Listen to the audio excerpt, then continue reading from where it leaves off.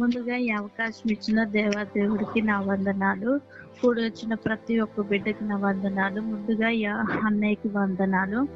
నా సాక్ష్యం ఏంటంటే, ఇందాకలా 8 గంటలప్పుడు నేను పడుకున్నప్పుడు నా హృదయం అంతా దేవుడిని ఆరాధిస్తా ఉంది.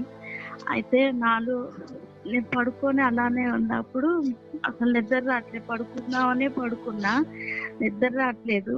రాకపోతే నాలో నుంచి ఒకసారి నేను అనుకున్నా, ప్రతి సాక్ష్యం చెప్పాలి, ఖచ్చితంగా ఏదో ఒకటి సాక్ష్యం చెప్పాలి అనేసి అనుకుంటే, ప్రభువా ఏం సాక్ష్యం చెప్పాలి ఏంటి అనేసి అనుకున్నప్పుడు, దేవుడు ఏదో చేస్తేనే సాక్ష్యం కాదు, ప్రతిరోజు మనం బ్రతికుండడం నిజంగా దేవుని యొక్క కృప, మన బిడ్డలు, మన భర్త, అన్ని విషయాల్లో నిజంగా దేవుడు కాపుదల అనేసి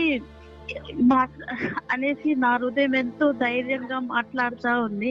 నిజంగా నాకు బాగా చాలా సంతోషం ఇచ్చింది. అయితే ఈ ఆరాధనలన్నీ కూడా ఎంతో ఆత్మీయంగా నన్ను ఎంతో బలపరుస్తున్నాయి. అన్న గత 10 రోజుల నుంచి అన్య భాషల గురించి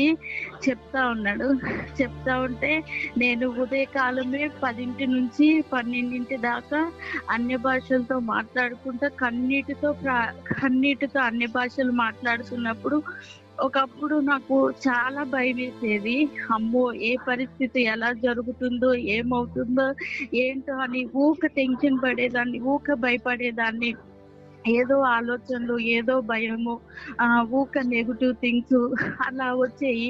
నిజంగా నేను అబ్జర్వ్ చేసిన నిజంగా అన్న వాక్యాల ద్వారా నిజంగా నేను ఎంతో అయితే బలపడ్డా. అసలు అన్య భాషలేంటో నాకు తెలియని స్థితిలో నిజంగా దేవుడు అద్భుత రీతిగా నాకు ఇచ్చి, నేను ఎప్పుడైతే 2-3 గంటలు ప్రార్థన అన్య భాషలతో మాట్లాడుతున్నప్పుడు నిజంగా నేను చెప్తున్నాను, నాకు ఎంత ధైర్యం ఇస్తున్నాడంటే దేవుడు అంత ధైర్యంతో నింపుతున్నాడు. నాకేమి కాదు, దేవుడు గొప్ప కార్యాలు నా జీవితంలో చేస్తాడని ఏదో ఒక స్వరము, నాకు మంచి ఎనైటింగ్ ఫీల్ అవుతున్నా. నేను ప్రతిరోజు ఫీల్ అవుతున్నా. నిజంగా ఇట్టి సహవాసము, ఇట్టి సేవకుడు మన మధ్య ఉండడం నిజంగా గొప్ప భాగ్యము. అసలు నేనైతే ఊహించలేదు ఈ రీతిగా దేవుడు ఇలాగా మాట్లాడతాడా అనేసి కూడా నేను అనుకోలేదు. నిజంగా అద్భుత రీతిగా ఎంతగానో బలపరుస్తున్నాడు. అదే విధంగా నా కుటుంబ విషయంలో పోయిన ఆల్ నైట్ నుంచి ఆల్ నైట్ వరకు కూడా ఎంతగానో కుటుంబాన్ని పోషిస్తూ, రక్షిస్తూ, కాపాడుతూ, తన సురక్షితమైన రెక్కల చేత నా కుటుంబాన్ని కప్పుతూ వచ్చాడు. బిడ్డల విషయంలో, నా భర్త విషయంలో ఇంచుమించు నా భర్త డ్యూటీకి వెళ్ళి రావడం అంటే గంట ప్రయాణం పడుతుంది. అటు లారీలు, బస్సులు అనేకమైన తిరుగుతాయి. నిజంగా క్షేమంగా ఇంటికి చేర్చబడుతున్నాడంటే అది దేవుని గొప్ప కాపుదలే.